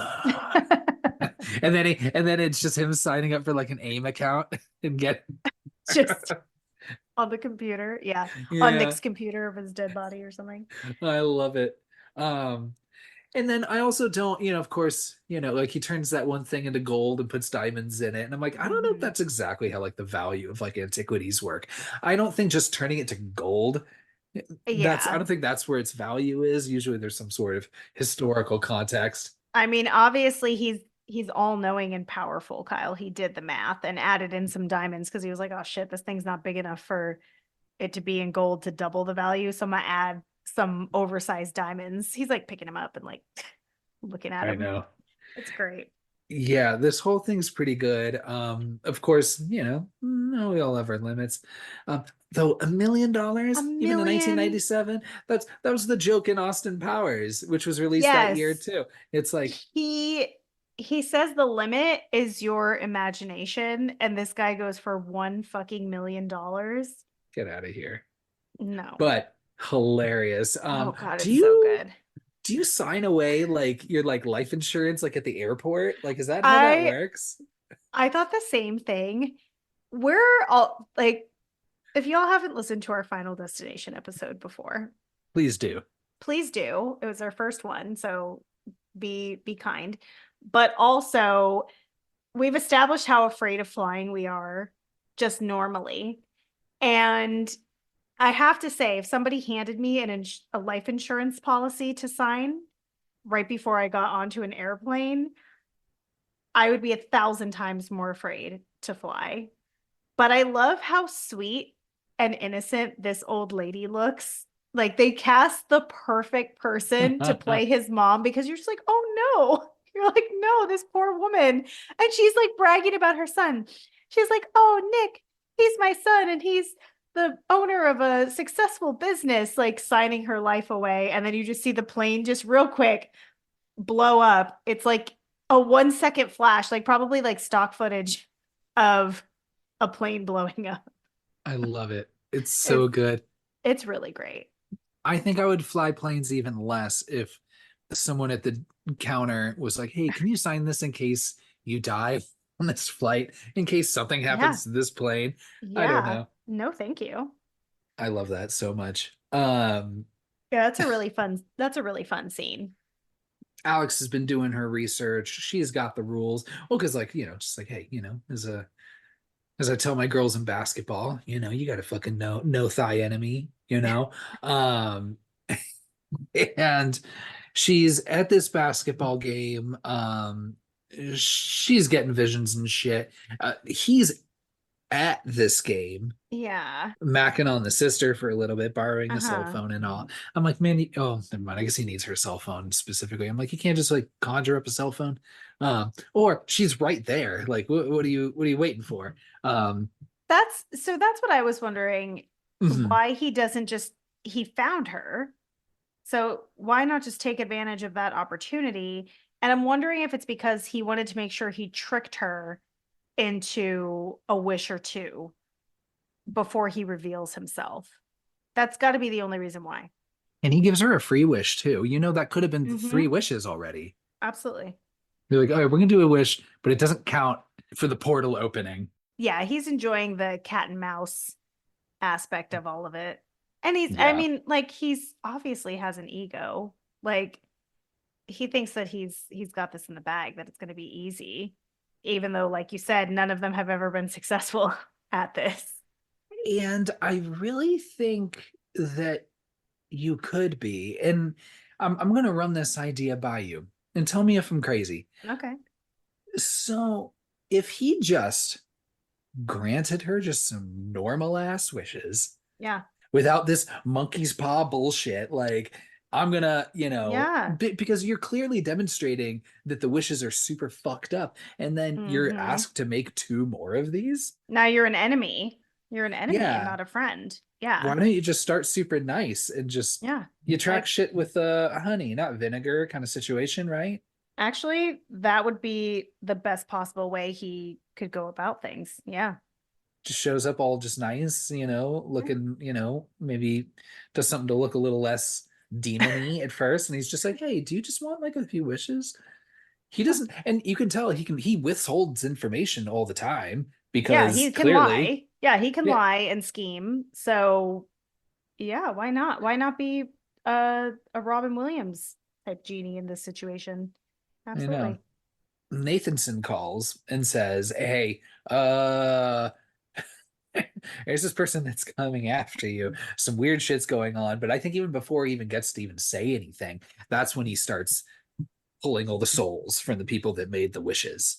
Yeah, and did he teleport from the basketball game to that apartment? Because she sees him and like something passes by and he's like immediately gone, like Michael Myers style. Yeah. So I'm Yeah, I like, think he can he teleports teleport? around. Yeah. That's handy.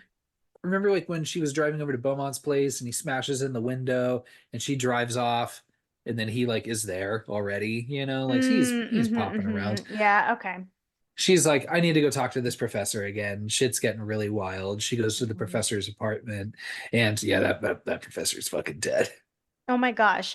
What I love is he's so fucking petty. He changes the clock. Did you see him fuck with the clock before she gets home? He's just like, you know what? Yeah, Doop. Bitch, I not gonna know love what that. time it is. I wrote that down where he's like, he's walking around just setting off the chimes, changing the times on the clocks, like just like an Yeah. asshole. Like just the whole just the thought of this all-powerful being again. Just he's like, ah, oh, damn, like I can't do anything unless someone wishes me. So I'm just gonna do normal fucked up shit. I love it. Just like when he's bored, no one's around. He's like, I guess I'll just start just fucking with all these other things, He just being an asshole. like puts the milk out on the counter. So Alex then shows up the apartment, Mm-hmm. and the Jinn is posing as the professor. Yes. Um, I like that she's clued in to like, why do you keep asking to do things for me? Yeah. You want to Yeah. turn the heat on? You want me to, Yeah. You you want know, something blah to blah blah. drink, you need a little snack. I can make anything fucked up and creepy. Don't even worry about it. Yeah. I like this scene. Like I said, I guess the professor does get a lot to do because she gets to act as the Jinn, you know. Yeah. So Super fun. She does a good job. why does the Jinn need her face? Because he said, "Oh, I needed her face," but why? This is where I think it gets a little bit weird and fuzzy. Nothing else was weird. So he's wearing the guy's face, right? To Uh-huh. look like him. He can't just like shapeshift, is my assumption, unless someone wishes it.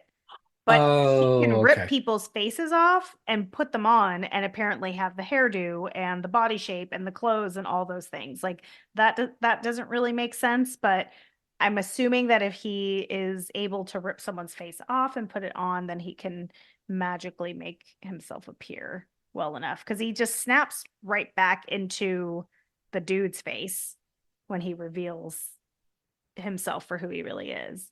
So any face you rip, unless he keeps all the faces like in a satchel to Just switch like out really quick. in his suit pocket. That's why he kept it baggy. Mm, Fit more faces in there. fit all the faces. Okay. Yep. Um, I love this interaction with her. I like her.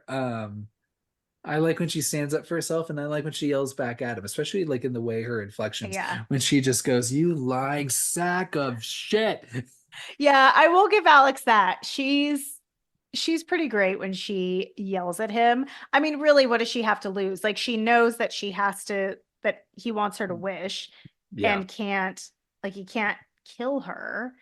But I love that when he like shows his face and he says the shit just hit the fan. And I'm like, when did you have time to learn that expression? Again, another thing that's very current that he delivers very well. I guess you could say the shit just hit the fan. It's so good. I think he says like in the end, it's like well, fuck it. Yeah, he does. If you can't burn them or can't beat them, burn Burn them, them. Yeah, baby.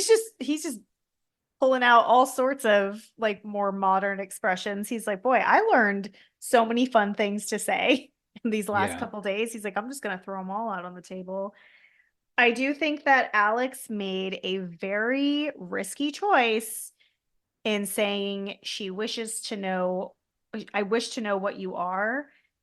Like, what did you think was going to be the outcome of that? Like, what are the possible outcomes? Of course, you're going to end up in that fucking gem. Like it worked out pretty well for her considering it could have gone a lot worse, but he was like, well, okay, how do I make this spooky? Okay, well, I'll put you in the gem and then Yeah. I don't know, here's my demon dog. I'll let him chase after you for a little bit. Um Yeah. Well, and she doesn't she see like all the tortured souls too, which looks very like Hellraiser. yeah, very Hellraisery with Yeah, which yeah, is people's fun. like, I think like the detective or lieutenant or whatever, but it's like fucking skin pulled open, chest pulled open, all Yeah, the it looks organs and great. shit. Yeah, Yeah. it's super fun. The Jin, I'm okay, so I'm all about the whole makeup for him. I Mhm. couldn't this last watch, I couldn't stop looking at his droopy earlobes. You see, he just has like almost like he just like had a Yeah. phase where he wore like extra large gauges for And like a then took really him long out. time and then took him out kind of situation. Maybe he did. I think he did. Yeah. And he's just So like, damn, some things just never go away. And then she makes her first wish like over an hour into this fucking movie. And this movie's only like an hour and 28 minutes long. Mm-hmm. So Mm-hmm. I'm like, you need to start making some wishes quick, which I mean, she Yeah. does. Yeah, they knock Um, out two real fast. where she's like, I need to be back in my apartment without you. Yeah, she says right now without you. And the best part about this wish, so my son, who has sat through this movie Uh-huh. twice, has not said a word about the entire movie. He looks at me and he goes, if she's so worried about Shannon, why didn't he wish for Shannon to be in the apartment too? And I was like, damn, a 9-year old just outsmarted you, Alex. Like, she literally hops in the car and is like looking for Shannon. Like, she should have said that Shannon would be there too. Nobody like tries to be like, how detailed can I make this wish? Like, let me write down all Yeah. of the conditions of my wish and Mm-hmm. submit them to you, get them maybe proofread a little bit, just to be certain. Have your like lawyer take a quick look. 100%. Yeah, I was like, I was like, this is the 90s. I need my lawyer to look over each of these wishes before I Yeah. submit them. Yeah. 100%. So you're just playing with fire, Alex. Like, come Mm-hmm. on. Mm-hmm. Um, she gets the call, or no, she gets the note when she's back at the apartment that Shannon didn't want to wait for her anymore. Goes to Bobby Beaumont's party. Um, again, you've got the phone ring, and it's the gin, right? Being like, "Oh, I'm coming," and she just goes, Yeah. "Fuck you!" Yeah. Just Very, hangs very up. Sydney. I Sydney love it. Prescott. So this is where, so she takes off to Bobby Beaumont's place. She's Mm-hmm. there, and then this is where we get our maybe last major cameo with Tony Todd. Mm-hmm. Yeah. Um, Industry legend Tony Todd. oof, oof. She really fucks over Tony Todd, honestly, because he's just out here trying to do his job. He's like, calm down. Are you on this list? And he does the right thing because what number one, she is on the list. So she could have Yeah. just said she was on the list. But then she's like, this fucking guy has been following me and is trying to kill me. Gives him no other information. He's under the impression that this is a normal man. What the fuck, Alex? I'd be Um, like, get inside with me, Tony Todd. Come on. who are you going to tell first? Like this, like, I don't know. That is his job. You'd be like, hey, security, But this dude's trying to kill me. I mean, you should call the police. Someone needs to call the yeah, police here. but also like maybe just any extra bit of information. Don't wish for anything from him. Don't answer any of his questions. Just get him to leave. Just tell him to leave. And then it all would have been good. But again, this whole I oversharing thing, know. like I Tony know. Todd, why are you just letting him just stand there and talk to you for as long as he is? And Yeah. especially, and again, and then also too, if I was the Jin, I would be like, again, kill him with kindness. He's like, oh, I don't know what this woman's deal is. Women, huh? And then just start, just getting in that way too. But no, you need to be like, man, your life fucking sucks, huh? Yeah. What do you do tomorrow? Are you still going to work your job? And I'm like, first of all, my labor does not define me. And then also, I just went oof when the Jin's like, I've dealt with your type before. And I'm like, I know. I was like, is he being racist? yeah, what do you mean your type? What the fuck Because does that mean? but that's not the first black person that he encounters in this movie because the lieutenant is also a black man. Right. So I was like, is he being racist or is he just like, oh, because he met the first security guard. So he's talking about security guards. Why am I trying to make him into the good guy? But but I could see because I interpreted it as him being racist and I think Tony Todd did as well.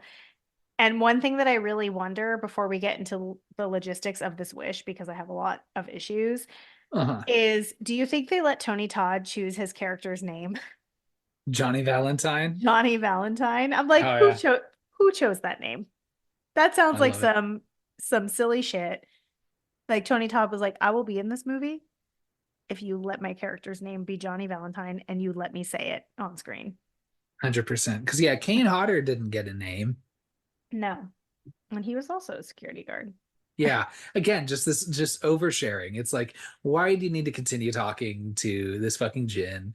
And have this whole like first it's like my name's Johnny Valentine, so you'll know whose name it is when your fucking eye's missing or blah blah blah. Yeah. And but then also I'm going to admit to you that my life feels empty and meaningless. And I wish I had a more exciting life and this and He's this, like all in the same sensitive. conversation. It's Johnny Valentine's a sensitive man. Mhm. Um, Again, I'm just like, how do you know who Harry Houdini is? But here's the thing. Yeah. The question was posed as, do you want to escape? And he says, yeah. So would this not be a situation where he's put into that tank in the straitjacket? Mhm. He should escape. Yeah, I guess he put him in a situation where he can't escape. Well, Harry Houdini did it. Yeah. And he said, and he, makes the joke of like, oh, it took Harry Houdini 2.5 minutes or whatever. But what I'm saying is, if the wish was like, do you wish to like be able to escape? And he's like, yeah, he put him in a situation where, yes, it's hard to escape, but there's magical shit going on. He should be able to escape. I hope that he Well, made it. maybe he did. I guess you don't see him die. You don't see him die. It's pretty cool though. And it was all kind of undone anyway, I guess, at the end of the movie. So Johnny Valentine's okay. He's okay. Yeah. This is probably the only movie where I'm okay with all the deaths being undone. I agree. Yeah. Yeah, because otherwise, we've seen other movies like this, I think, where like it gets like kind of all undone or it was all a dream Hmm. or whatever. And I'm just like, oh, get the fuck out of here. But I still get the graphicness of the deaths. Yeah. And the ones that aren't graphic are pretty fun, like the Houdini one. So, Yeah. Yeah. I like Very that. creative. Still very creative. So, Johnny Valentine saved them all of like what 30 seconds less. Hmm. So he's in there already talking it up with Bobby Beaumont. Yeah. He Um, knew he'd be an easy target he's like, oh man, oh, one time someone got served divorce papers. That was wild. They were talking about that for a at year. a dinner party. Yeah. And he's like, oh, do you want your dinner party to be that fucked up? Just wish it so. And then it really just that quickly, and then here we He's go. like, yeah. Yeah, then we get party number two. That's all You get crazy. uh yeah, you get the oh, you can see right through me, and then Yeah. ah, and then the other glass CG glass shattering one, which is pretty fun. I like I like seeing how it like slice off other people's faces though, as the blades of glass are like flying out from her. It's pretty great.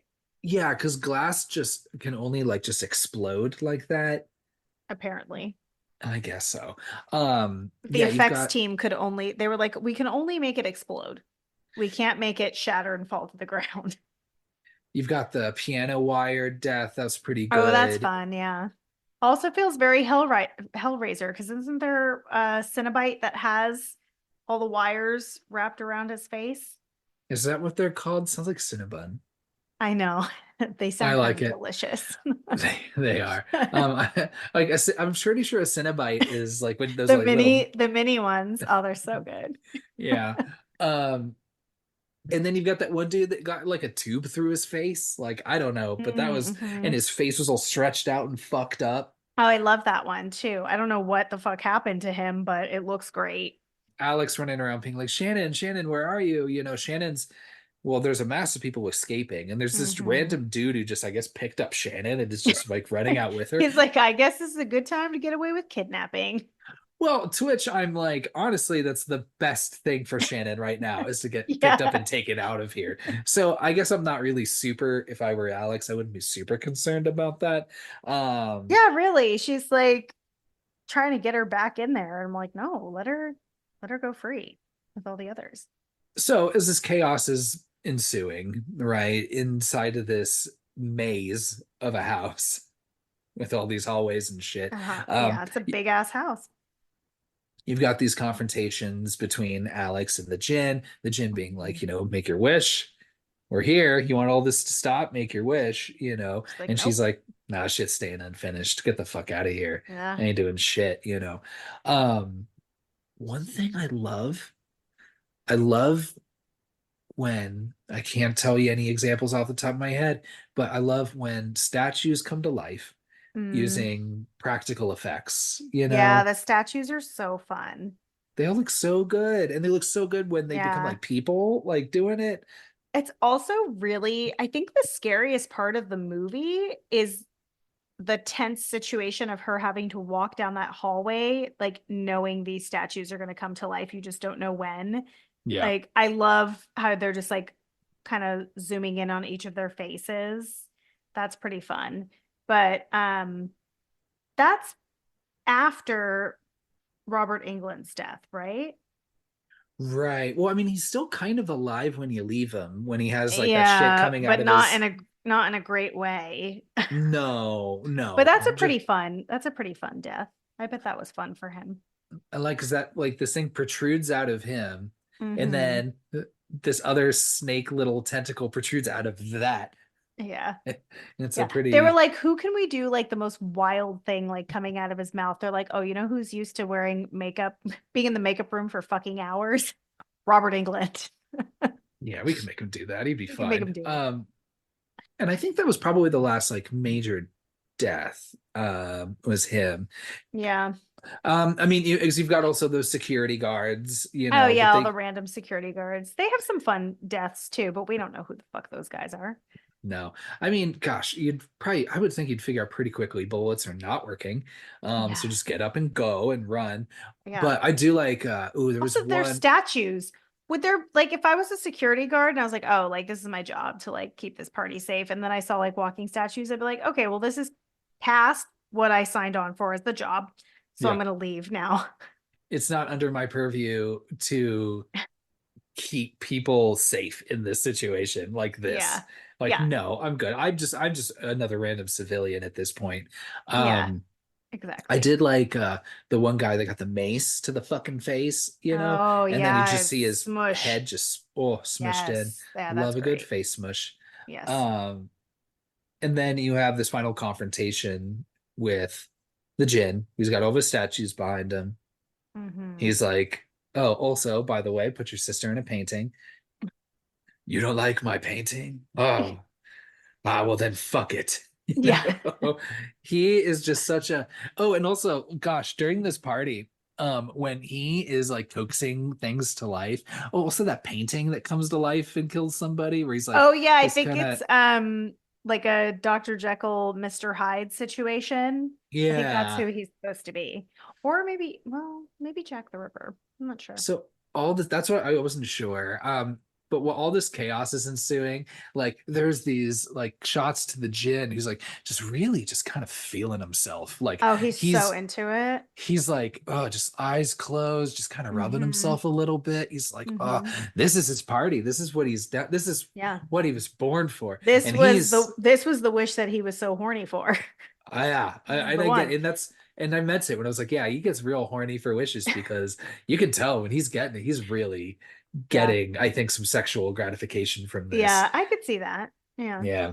You have the scene at the end where then she's doing all the kind of, going through, just the backlog in her head and being like, oh yeah, huh, that they included that dude was drunk on the job. The fact that she remembered his name is astonishing. I think she could have gotten away with just like, hey, the guy that dropped that thing, can you make sure he wasn't drunk? Yeah, no, but she did a good job. She was very specific, like he said. Yeah, that's true. So good for her. Mhm. She does say like, hey, like I told my girls, as I do. I think I would have preferred something a little more basketball related, Like I the think. team. I told the team. Well, Or more specific. no, Oh, you mean the advice to be more specific to basketball? no, I wanted her to do something that required stillness, but also like she needed to like shoot some sort of shot of some Like throw kind. the gem like into a laser, like up Yeah, in the sky. Yeah. and I needed see to where you're going. like do like a bank shot of Yeah. something. So you're just like, Um, oh shit, she can't play basketball. yeah. Um, so, but then, like I said earlier, it's just like, yeah, okay, sure. Yeah, we can make it so this dude wasn't drinking on the job.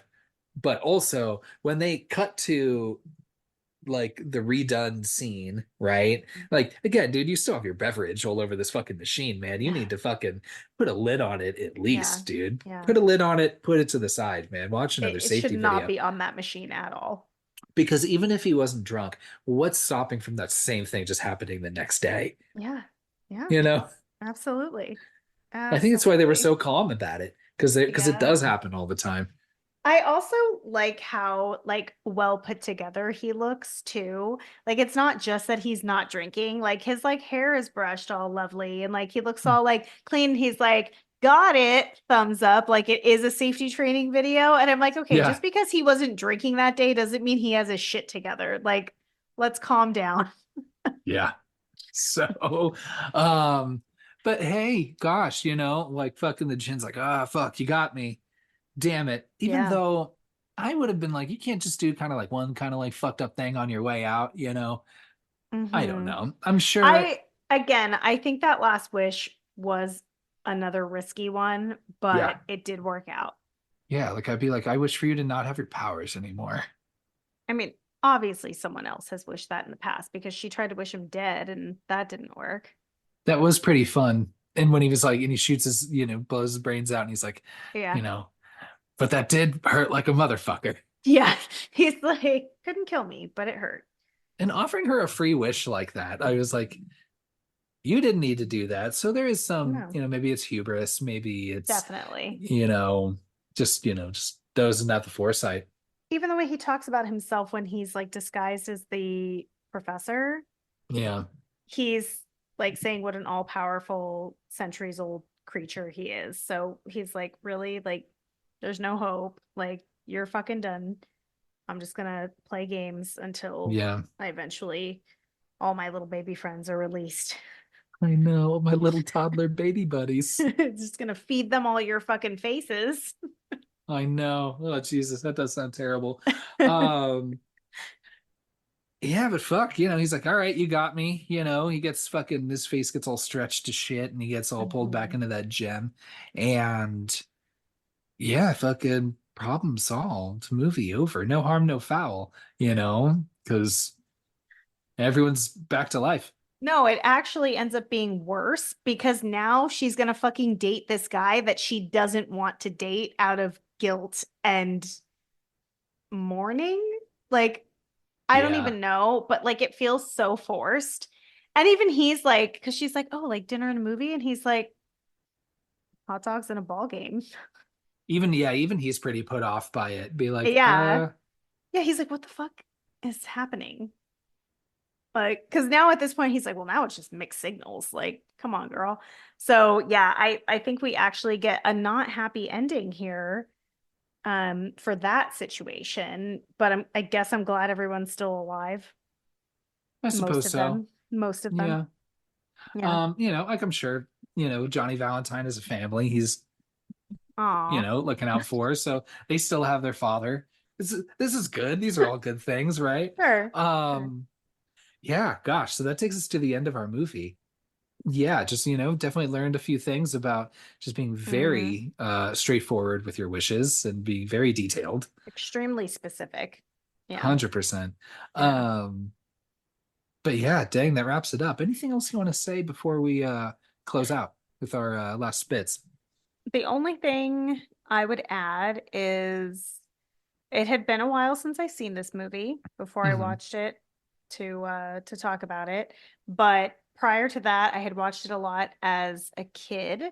And even though this movie is rated R and extremely like gory, it's kind of funny in the way that it's gory. So while it was playing in the background and my son was there, I was like, oh, actually, I was like, this is kind of a fun, fun gateway horror movie because the Jinn is scary when you're a kid. Like Yeah, he's pretty creepy and menacing looking, but my son did not flinch at him. I was like, "You think that guy's scary?" And he's like, "Eh." So I was like, "Okay." I could take him. Yeah. I was like, Yeah, "Okay, well, I've definitely desensitized you." But yeah, I think this is a just a really fun, silly movie, and it made me want to watch the other three. 100%. Didn't, I don't think I'd seen this movie the whole way through until I watched it for this episode. Mhm. And And we both chose this one. yeah, I want to watch the rest of them now. I may have already ordered the Blu-ray set. Oh God. So we'll see. You could have watched them all for free on Tubi. Yeah, but not well, not without like, the ads, and then I also know the ads are annoying. I wanted to watch the special features. Yeah, I bet it has really fun special features. Yeah. Yeah. One thing I'm curious about are the taglines.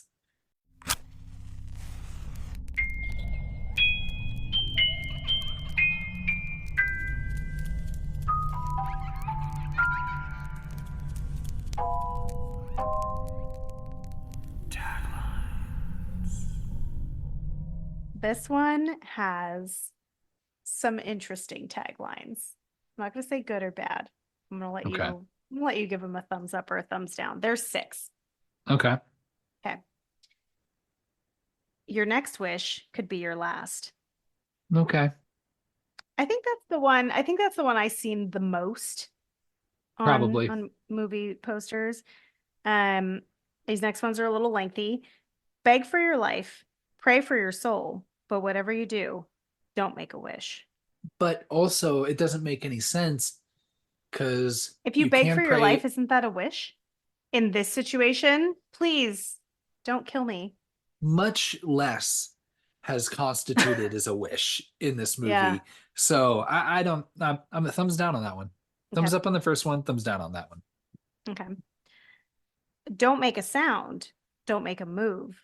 And above all else, don't make a wish. Similar.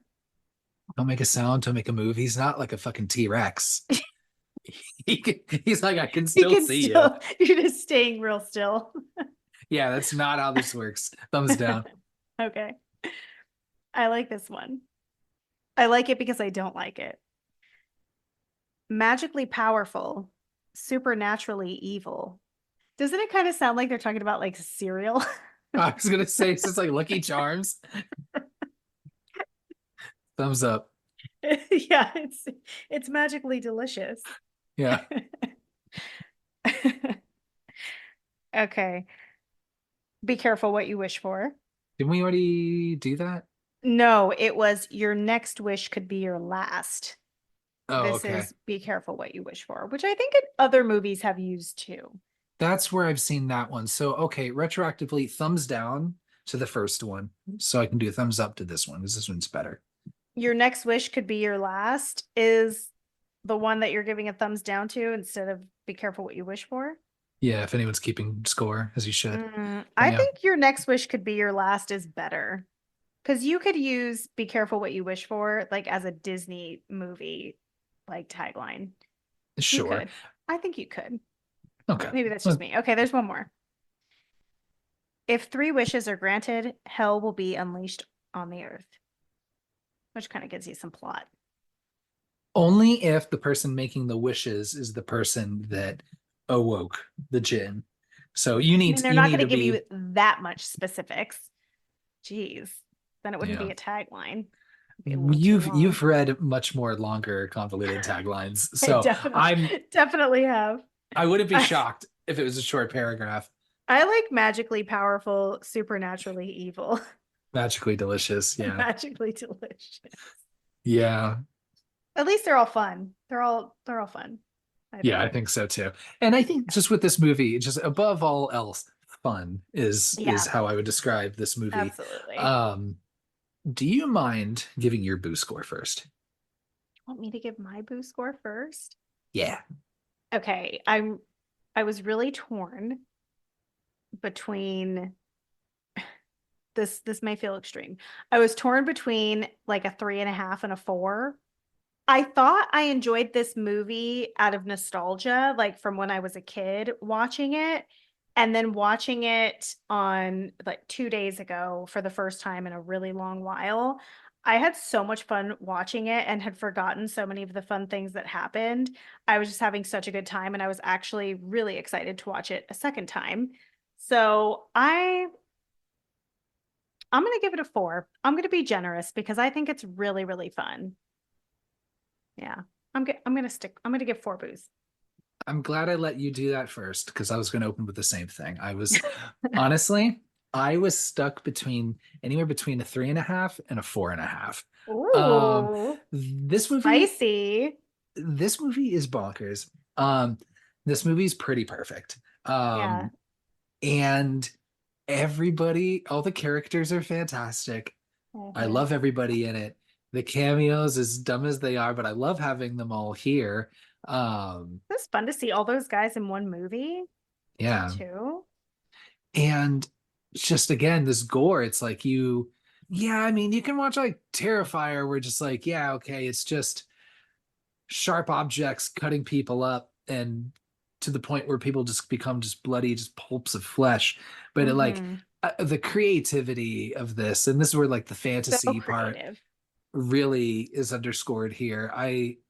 Does it say fantasy like on the description of this movie? Where did you get that from?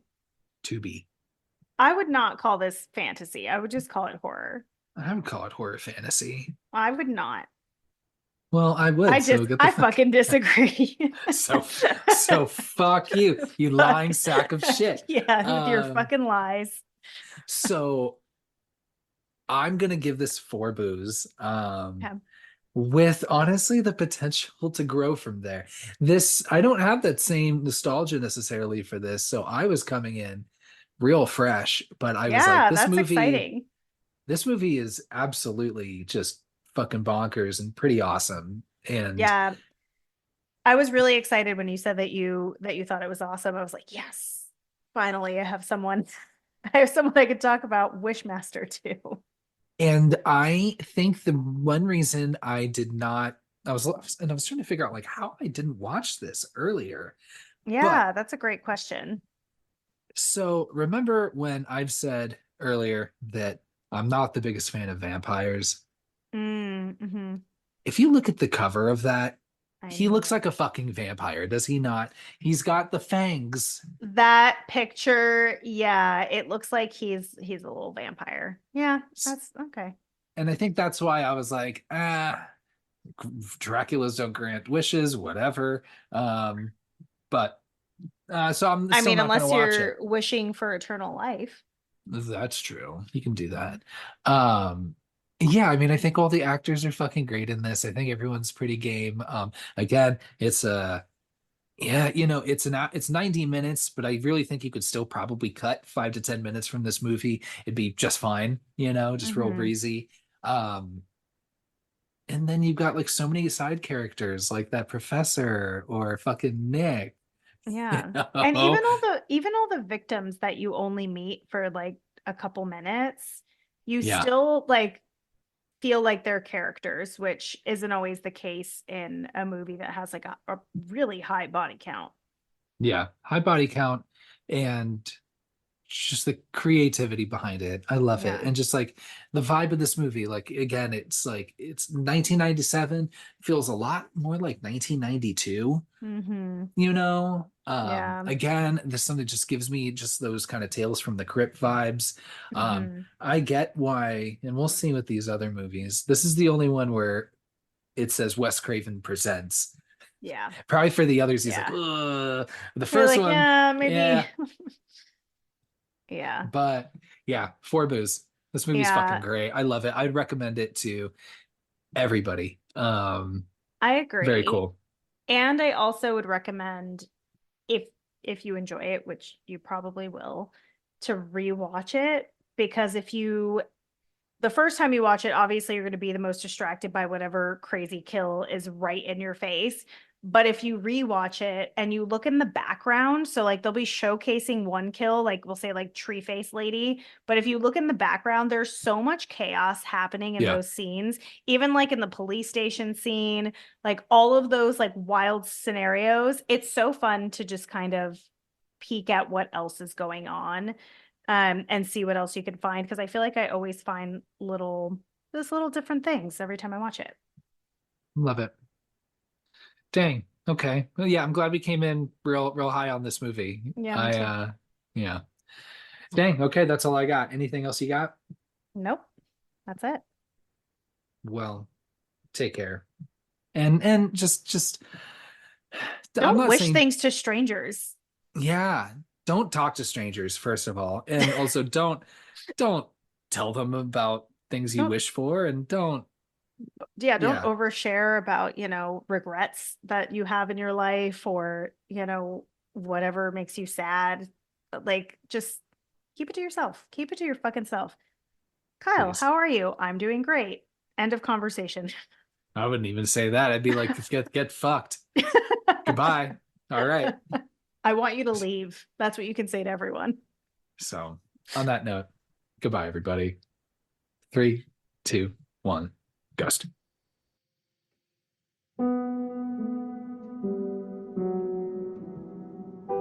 Thanks for listening to our episode on Wishmaster.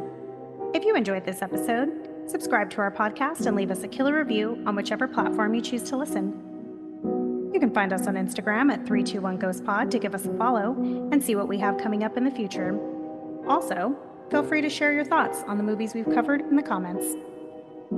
You can shoot an email to 321ghostpod@gmail.com to share any thoughts, questions, or recommend a movie you'd like to hear us chat about.